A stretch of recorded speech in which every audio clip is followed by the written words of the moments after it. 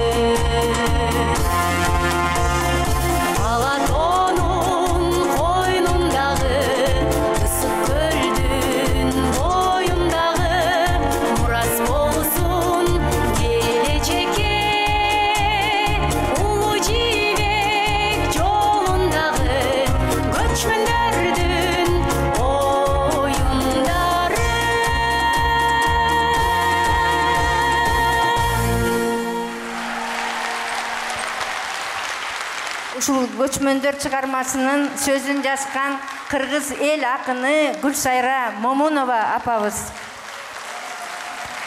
Кыргыз эл акыны Гүлсайра Момунова.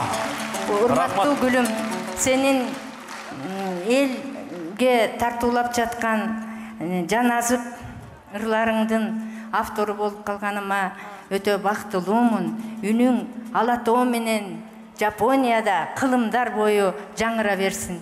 Чоң рахмат, айтканыңыз келсин. Рахмат. Рахмат, авторлорго кол чаап коюңуздар. Чоң рахмат, менин жеке авторум болуп калдым десем болот. Динар Мамбетакунова жеке кол чаап койсоңуздар.